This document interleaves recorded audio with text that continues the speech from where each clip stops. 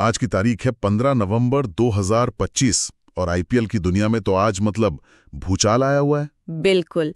आज शाम 5 बजे की डेडलाइन है, लेकिन उससे पहले इतनी हलचल हो गई है। हाँ, सभी टीमों को अपने रिटेन और रिलीज किए गए खिलाड़ियों की लिस्ट देनी है, पर जो खबरें सुबह से आ रही हैं उन्होंने तो सबको चौंका दिया है। सही बात है। रिटेंशन लिस्ट तो बाद में आएंगी, पहले जो ट्रेड हुए हैं वो खुद में एक पूरी कहानी कह रहे हैं। और कहानी की शुरुआत करते हैं सबसे बड़ी हेडिंग से। संजू सैमसन अब चेन्नई सुपर किंग्स के खिलाड़ी हैं। हाँ, ये तो किसी ने सोचा भी नहीं होगा। मतलब राजस्थान रॉयल्स अपने कप्तान को ही ट्रेड करने के लिए तैयार हो गई। ये समझ से बाहर है। ये वाकई एक जबरदस्त मूव है, लेकिन अगर आप दोनों टीमों के नजरिए से देखें तो शायद इसमें एक लॉजिक है। अच्छा, क्या लॉजिक हो सकता है इसमें? देखिए, सीएसके साफ तौर पर धोनी के बाद के दौर की तैयारी कर रही है। उन्हें एक कप्तान चाहिए, एक विकेट कीपर चाहिए, और संजू सैमसन इस रोल में एकदम परफेक्ट फिट है। ये बात तो सही है, पर इसके लिए उन्होंने कीमत भी तो बहुत बड़ी चुकाई है। कीमत तो चुकाई है। रविंद्र जडेजा और सैम करन दोनों राजस्थान रॉयल्स चले गए। यही तो, मतलब सीएसके ने अपने दो सबसे बड़े मैच विनिंग ऑलराउंडर्स को जाने दिया। ये तो बहुत बड़ा जुआ है। जुआ तो है, लेकिन ये एक स्टेटमेंट भी है।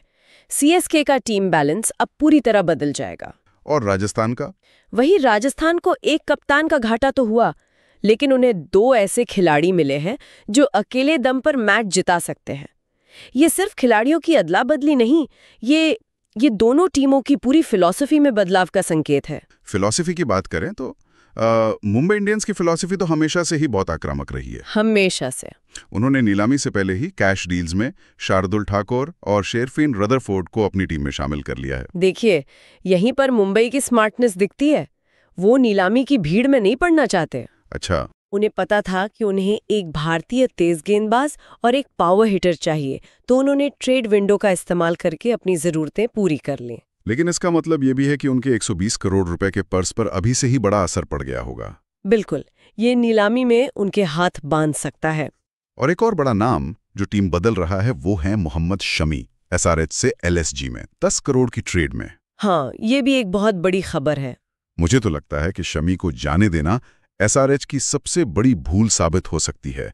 उनकी गेंदबाजी में अनुभव की कमी साफ दिखेगी। मैं आपकी बात से पूरी तरह सहमत हूँ।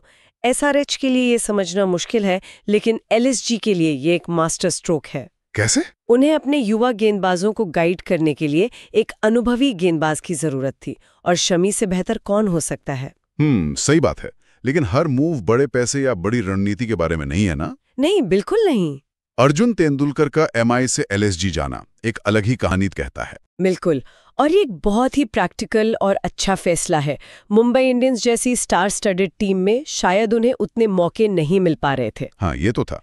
एलएसजी में जाकर उन्हें खेलने का ज्यादा मौका मिल सकता है, जो उनके करियर के लिए बहुत जरूरी है।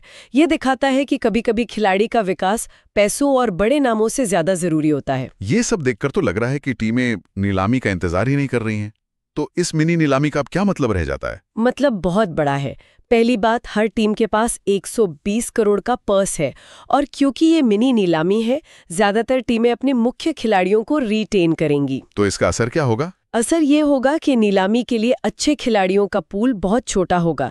इसलिए अगर आज शाम कोई टीम बेन स्टोक्स या कैमरन ग्रीन जैसा कोई बड़ा खिलाड़ी रिलीज करती है, तो बाकी टीमें उन पर टूट पड़ेंगे। बिल्कुल, और उनकी कीमत आसमान छू जाएगी। और आज शाम 5 बजे के बाद तस्वीर साफ हो जाएगी कि किसके पास कितने पैसे बचे हैं।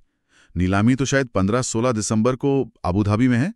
क्या तब तक और भी ट्रेड हो सकते हैं? हाँ, ट्रेड विंडो नीलामी से एक हफ्ते पहले तक, यानी लगभग 9 दिसंबर तक खुली रहेगी।